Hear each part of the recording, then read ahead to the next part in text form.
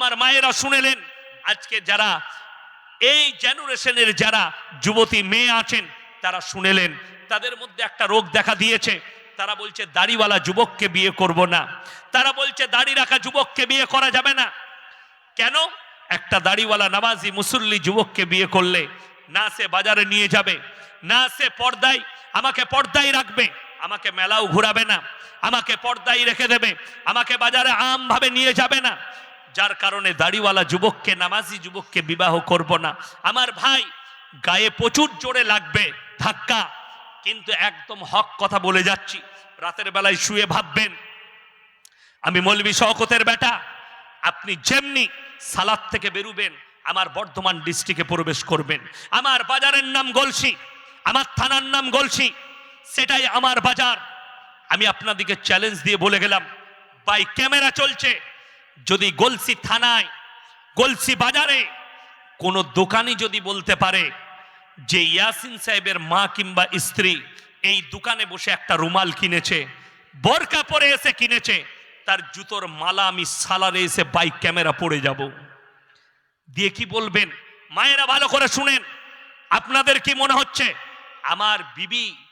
আমার বিবির উপরে আমি অত্যাচার করি? তাইলে দাওয়াত দিলাম, আপনার বিবিকে নিয়ে আপনি আসুন, আমার বাড়িতে আপনার বিবি থাকবে, 3 দিন রাখবো আমার বিবির কাছে। আপনি আমার মাদ্রাসায়, আমার অফিসে শুবেন, আমার কামরায় শুবেন মাদ্রাসায়। 3 দিন আমার স্ত্রীর কাছে থেকে জিজ্ঞেস করবে আমি আমার স্ত্রীর সঙ্গে কি ব্যবহার করি। জীবনে আমার স্ত্রী মুখ দেখেনি বাজারে, আমার বিয়ে হয়েছে 16 বছর, হাতে গুনে 4 থেকে 5 বার বাপের বাড়ি গেছে, তাও যায়নি। ওটাও গুনে বার করতে হবে কোন কোন তারিখে গিয়েছিল, কোন বছরে। তা বলে কি আমার শ্বশুর ঘরের সঙ্গে সম্পর্ক নেই? আমি নিজের ফুপুর মেয়েকে বিয়ে করেছি, কি সম্পর্ক আছে? আমার শ্বশুর গ্রাম পাশের থানা আউস গ্রামে, কাছাকাছি।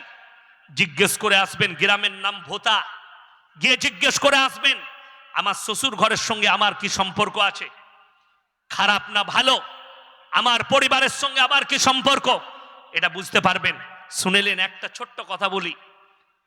আমাদের দেশের একজন আর্টিস্ট, যদিও তাকে আমি পছন্দ করি না, আর্টিস্ট দিকে আমি ভালোবাসি না, যেহেতু তারা নোংরা, কিন্তু তাকে একজন মিডিয়া প্রশ্ন করছে। সেলিম খান, সালমান খানের বাপকে, একটা ইন্টারভিউয়ে একজন মিডিয়াওয়ালা প্রশ্ন করছে কে ইনসান कैसा आदमी है ये कैसे समझा जाए, একটা মানুষ যে ভালো মানুষ আমরা কি করে বুঝবো যে এই লোকটা ভালো? কি উত্তর দিয়েছে জানেন? মারাত্মক উত্তর দিয়েছে। যদি আমি তার সাপোর্ট নয়, প্রথমেই বলে দিচ্ছি, কিন্তু তার এই উত্তরটাই আমি সাপোর্ট করি যে এই লোকটা কেমন। তার কাছে যে কাজের লোক আছে, কত পুরনো লোক আছে দেখো, যার কাছে যত বেশি পুরনো লোক আছে জানবে ওই লোকটাই ভালো লোক। কথাটা বুঝতে পেরেছি, বুঝাতে পেরেছি? যার কাছে পুরানো লোক আছে, ইয়াসিনের কাছে, ইয়াসিনের ম্যানেজার, ইয়াসিনের ড্রাইভার, আমার মাদ্রাসার শিক্ষক যারা আছে তাদের কাছে এসে জিজ্ঞেস করুন। মাদ্রাসায় আমি যখন মাদ্রাসার ছাত্র পড়ি, আমার শিক্ষকরাও এখন উস্তাদ আছে, এখন আমি সেই মাদ্রাসার শিক্ষক, আব্বার মাদ্রাসার একসাথে আছি। তো জানবেন শওকত সাহেব কি মানুষ, তার মাদ্রাসার পুরনো শিক্ষক দেখলে বুঝতে পারবেন যে তার ব্যবহারটা কি। কর্মচারী দেখলে, আমার মাদ্রাসার বাবুর্চিকে গিয়ে জিজ্ঞেস করবেন পার্সোনাল ভাবে, ইয়াসিন ভাই কি লোক, কি ব্যবহারের লোক, সে আপনাকে পার্সোনাল বলে দিবে, আমার শেখানো নাই। নম্বর যদি নিয়ে এলেন, আপনাকে ফোন নম্বর দিয়ে দেবো, জিজ্ঞেস করে নেবেন যে ইয়াসিন কতটা খারাপ লোক। সেও আমার অনেক দিনকার মাদ্রাসার বাবুর্চি, সেও বলে দিবে। কার কাছে কত পুরনো লোক আছে সেটা দেখে বুঝতে পারবেন। ওই জন্য আমার মুসলমান ভাই ডেমোটা দেখিয়ে দিয়ে যায়। এই যে স্টেজে আমরা বসে আছি, কি বুঝলেন, আপনাদের মধ্যে যে কোনো একজন যুবক দাঁড়িয়ে যান, যে কোনো একজন ভাই দাঁড়ান, মাশাআল্লাহ দাঁড়িয়ে যান। আপনারা বলুন যারা আছেন, ইনাকে দেখতে পাচ্ছেন, আপনি এইদিকে ঘুরে যান উনাদের দিকে, আপনারা ইনার কেউ পেট দেখতে পাচ্ছেন? ইয়েস এন্ড নো বলবেন। দেখতে পেয়েছেন? না, বসে যান আপনি। ইনার পেটও দেখা যায়নি, পিটু দেখা যায়নি।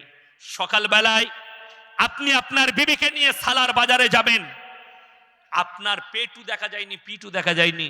বাইকের পেছনে আপনার বউ আছে, তার পেটু বেরিয়ে আছে, পিটু বেরিয়ে আছে। আপনি নিজেকে মুসলমান বলে দাবি করেন, অথচ আবার বাজার থেকে ঘুরে এসে জোহরের নামাজ পড়বেন। কি করে আপনি নিজেকে দাবা করেন? কোরআন বলছে ওয়াদরিব খুমুরিহিন্না আলা জুনুবিহিন, হে নারী পর্দা নির্ধারিত করো, তোমরা কোনোদিন ধর্ষিতা হবে না। রমজানুল মুবারকের মাসে আমার একটা জলসা ছিল বহরমপুরে। তো জালিলিয়া মাদ্রাসার যিনি এখন প্রধান শিক্ষক মুফতি জার্জিস হোসেন কাসমি, ভালো বক্তা, আমার খুব অন্তরের মানুষ, আমার বন্ধু মানুষ। আমি ফোন করলাম যে আপনার মাদ্রাসায় ইফতারি করব, জলসা আছে, বলে চলে আসুন। ইফতারি করলাম, রমজান মাস আদায় করি, একটা জলসা ছিল ওই মুর্শিদাবাদ বহরমপুর ভাকুড়িতে। তো আমি ইফতারি করলাম বেলডাঙ্গায় জালিলিয়া মাদ্রাসায়। তো আমি দেখলাম সময় পাই না, বাড়িতে স্ত্রীর লেগে কাপড় কিনতে হবে, মায়ের লেগে, বাচ্চাদের লেগে। ঢুকলাম কোথায়, খুব বড় দোকান, নতুন দোকান হয়েছে, ঝুনকা ক্লথ হাউস। আমি ঢুকলাম, ঢুকেই আমি বিপদে পড়ে গেছি। ঢুকে দেখছি সব খালা, আমি একা খালি খালু। খালাগুলো কোথায় গেল? আপনাদিকে এমন একটা কথা বলবো, গায়ে লাগবে, কিন্তু বাস্তব সত্য। রাতের বেলায় গিয়ে ভাববেন আর চোখের পানি ফেলাবেন যে আপনি আপনার বিবিকে দিয়ে কত বড় পাপ করাচ্ছেন। এই পাপটা আল্লাহর কাছে কি জবাব দিবেন নামাজি হওয়ার পরেও? ইনি যে বসে আছেন, আমরা দুজন বন্ধু ধরেলেন, ইনি আর আমি চা খাচ্ছি, বন্ধু ইয়ার কি মারছি। তো ইনি আমাকে জিজ্ঞেস করছেন, এই ইয়াসিন ভাই, তোমার বইয়ের ব্লাউজ কত সাইজ? তো আমাদের মধ্যে সম্পর্ক থাকবে না, ছিন্ন হবে? হাসবেন না, বাস্তব কথা বলুন। ছিন্ন হবে না? হবে না। আমি উনার ওপরে রাগান্বিত হব, দুজনার মধ্যে সম্পর্ক ছিন্ন হবে, ঝগড়া হবে, মন কষাকষি হয়ে গেল। এইটাতে ইয়াসিনের মন কষাকষি হয়ে গেল আমাদের দুজনের মধ্যে। তোমার বউ তুমি বাজারে পাঠিয়েছো সালারে, মরদ মানুষ বসে আছে দোকানে, তোমার বউ গিয়ে বলছে, দাদা 36 সাইজের ব্লাউজ দেন তো গো। তোর বউ যাকে সাইজ বলছে, তোকে লজ্জা লাগেনি? তোর বন্ধু তোর বউয়ের সাইজ জিজ্ঞেস করেছে, ব্লাউজের তুই রেগে গেলি, আর তোর বউ গিয়ে বাজারে নিজের ব্লাউজের সাইজ বলে ব্লাউজ কিনছে। তোর ব্রেনে এতটুকু আঘাত হানেনি যে তুই আল্লাহর কাছে কি জবাব দিবি? কোরআন বলছে, ওয়াদরিব খুমুরিহিন্না আলা জুনুবিহিন, হে নারী তুমি পর্দা নির্ধারিত করো, কোনোদিন ধর্ষিতা হবে না, কোনোদিন লাঞ্ছিত হবে না। আল্লাহর হাবিব সাল্লাল্লাহু আলাইহি সাল্লামের হাদিস, নবীজির 11টা বিবি, একজন বিবিও জিন্দেগিতে নিজের হুজরাখানা থেকে পা বার করেননি। জোরে বলুন সুবহানাল্লাহ। যদি শুনেলেন, আল্লাহর নবীর বিবি, প্রথম বিবি মা খাদিজাতুল কুবরা রাদিয়াল্লাহু তাআলা আনহা, তিনি বহুত বড় তিজারতওয়ালা ছিলেন, ব্যবসায়ী ছিলেন। কি ছিলেন? ব্যবসায়ী। মদিনার, মক্কার, আরব দুনিয়ার 10টা ব্যবসায়ী মেয়ের মধ্যে মা খাদিজা একজন ছিলেন। এত বড় ব্যবসায়ী। বিয়ের পরেও তিনি, বিবাহের পরেও নবীজির সঙ্গে ব্যবসা করেছেন।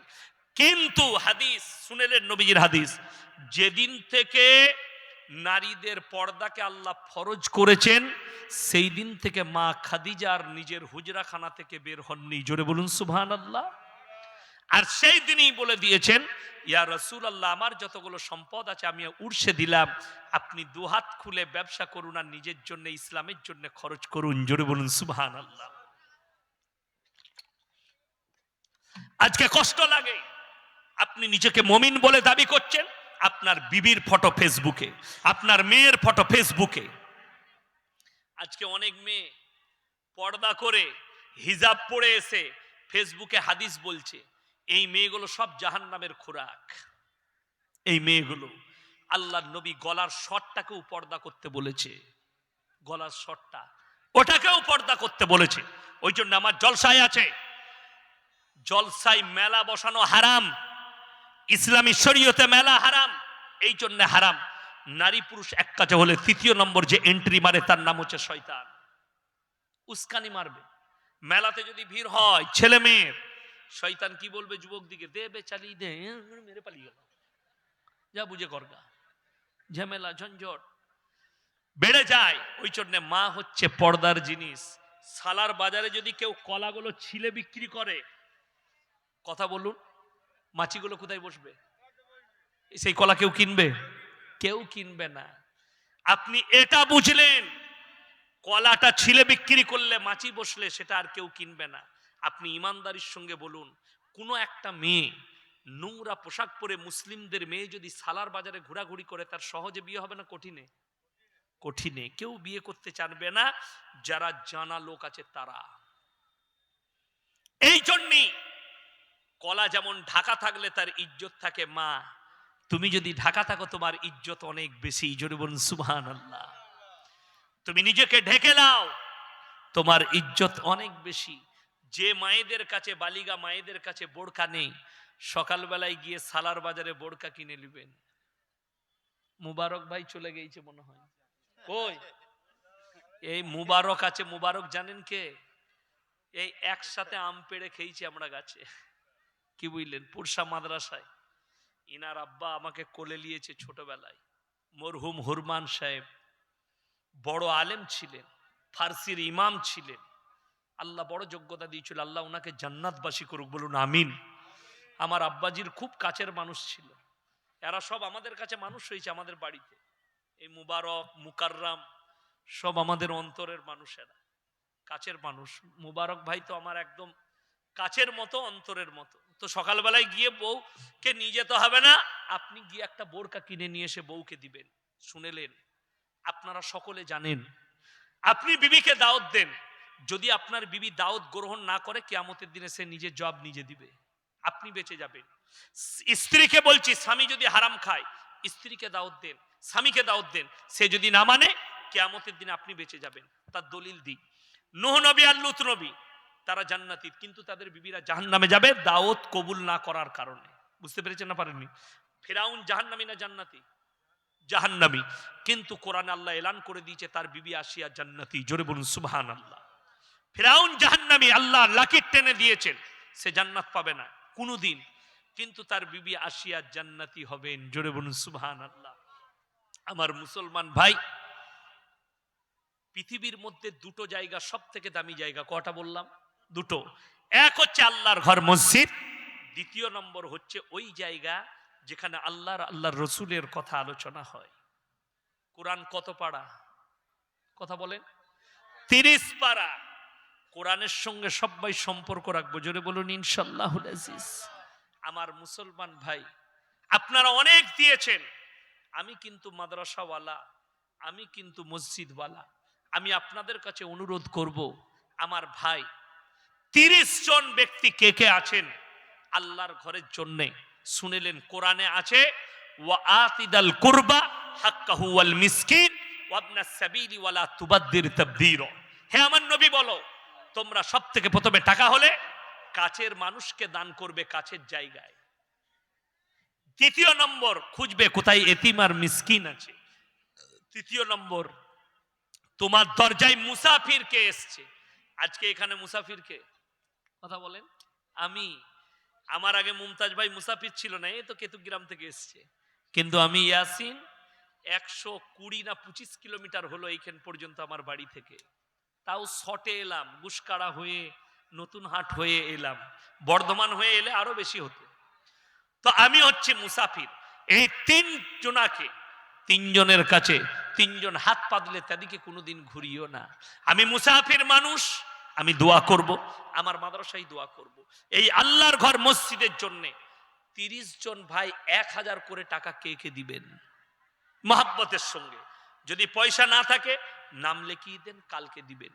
আমি আপনাদের কাছে আদায় করতে চাইনি, আমি খালি আল্লাহর ওয়াস্তে আপনাদের কাছে চেয়ে নিচ্ছি।